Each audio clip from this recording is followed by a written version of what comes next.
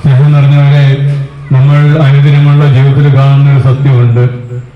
നമ്മുടെ ദേശത്ത് മാലിന്യം അടിഞ്ഞുകൂടുമ്പോൾ, വേസ്റ്റുകൾ വരുമ്പോൾ അതെല്ലാം നീക്കുവാനായിട്ട് ആൾക്കാർ വരാറുണ്ട്, അവരെ ചെയ്യാറുണ്ട്. നമ്മളെ പോലെയുള്ള നമ്മുടെ സഹോദരങ്ങൾ ആ ജോലി ചെയ്യുന്നുണ്ട്.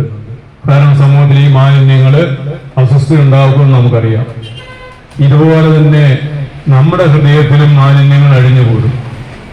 നമ്മുടെ ജീവിത സാഹചര്യം നമ്മൾ അറിഞ്ഞോ അറിയാതെയോ മാലിന്യങ്ങൾ അടിഞ്ഞുകൂടും.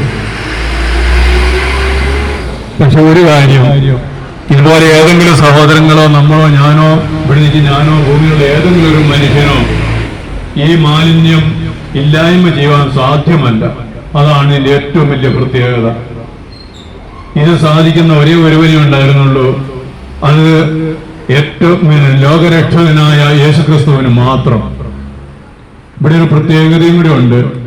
മാലിന്യം നമ്മുടെ ഹൃദയങ്ങളിൽ അടിഞ്ഞുകൂടി കഴിയുമ്പോൾ നമുക്ക് വലിയൊരു പ്രയാസം അനുഭവപ്പെടും. അത് നമ്മുടെ സ്വന്തം ജീവിതത്തില്, നമ്മുടെ അനുദിന ജീവിത പ്രവർത്തികളിൽ നമുക്ക് ഭാരം അനുഭവപ്പെടും. കാരണം നമ്മളില് ഉണ്ടാകാൻ പാടില്ലാത്ത ചില സാധനങ്ങൾ നമ്മുടെ ഹൃദയത്തിലേക്ക് അടിഞ്ഞുകൂടിയത് കൊണ്ട് സ്വാതന്ത്ര്യത്തോടുകൂടെ നമ്മുടെ അനുദിന ജീവിതത്തെ നമുക്ക് മുമ്പോട്ട് കൊണ്ടുപോകാനായിട്ട് സാധിക്കുകയില്ല. നഷ്ടപ്പെടുന്നത് അപ്പോൾ എന്താണ്? നമ്മുടെ സ്വാതന്ത്ര്യമാണ്. നമുക്ക് വലിയൊരു സ്വാതന്ത്ര്യം. അതിനെക്കുറിച്ച് വചനം ഇങ്ങനെയാണ് പറയുന്നത്: മനുഷ്യനെ ദൈവം സൃഷ്ടിച്ചത് സരള ഹൃദയനായിട്ടാണ്. എൻ്റെ നമ്മുടെ ഓരോരുത്തരുടെയും ഹൃദയം സരള ഹൃദയമാണെങ്കിൽ വലിയ സ്വാതന്ത്ര്യം അനുഭവപ്പെടും. നമുക്ക് അവരുടെ സ്വാതന്ത്ര്യത്തെ മാനിക്കാൻ പറ്റും. എന്റെ സ്വാതന്ത്ര്യം എനിക്ക് അനുഭവിക്കാൻ കഴിയും. അതുപോലെ തന്നെ നീതിപൂർവമായ പ്രവൃത്തികൾ നമുക്ക് ചെയ്യാൻ പറ്റും. മറ്റുള്ളവരുടെ നീതിപരമായ പ്രവൃത്തികളെ നമുക്ക് അനുവദിക്കാൻ പറ്റും. അങ്ങനെ ഒരു സ്നേഹത്തിന്റെ ഒരു കൂട്ടായ്മ മനുഷ്യ സമൂഹങ്ങൾ ഉണ്ടാവും. ഇത് രൂപപ്പെടുന്ന ഒരേ ഒരു സ്ഥലം നമ്മുടെ ഹൃദയമാണ്. അവിടുന്നാണ് രൂപപ്പെടുന്നത്. അവിടെയാണ് ഇതിനു മുമ്പ് പ്രസംഗിച്ച സഹോദരൻ പറഞ്ഞതുപോലെ ഈ മാലിന്യങ്ങൾ അടിഞ്ഞുകൂടുന്നിടത്ത് അതിന്റെ പേരാണ് പാപം.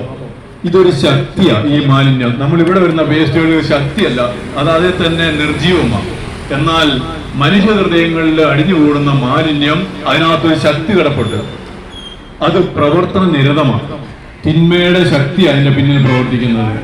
എവിടെ ആ അശുദ്ധി ഉണ്ടോ അവിടെ അതിന്റെ ഒരു അധിപനും ഉണ്ടാവും. അത് അവന്റെ പേരാണ് പിശാച്. ആ വ്യക്തിയെ ആ മാലിന്യങ്ങളിൽ ഇട്ടുകൊണ്ട് അവനുണ്ടായിരുന്ന വ്യക്തിത്വത്തെയും അവനോടുന്ന ദൈവിക സ്വഭാവത്തെയും നശിപ്പിച്ചുകൊണ്ട് അവനെ മറ്റൊരു മനുഷ്യനാക്കി മാറ്റും. അതായത് വെടക്കാക്കി തനിക്കാക്കുക. ഇതാ നല്ല നാടൻ മലയാളത്തിൽ പറഞ്ഞാൽ അതിന്റെ അർത്ഥമാണ് വെടക്കാക്കി തനിക്കാക്കുക. ഒരു മനുഷ്യനെ വെടക്കാക്കിയാൽ മാത്രമേ ആ മനുഷ്യനെ അവന്റെ ആരോഗ്യത്തിലേക്ക് കൊണ്ടുപോകാൻ പറ്റുള്ളൂ. എന്നാൽ ദൈവം അവനെ സർവഹൃദയനായിട്ട് സൃഷ്ടിച്ചത് തന്റെ ചൈതന്യം അവനെ നിവേശിപ്പിച്ചുകൊണ്ട് ദൈവിക സ്വഭാവത്തോടെ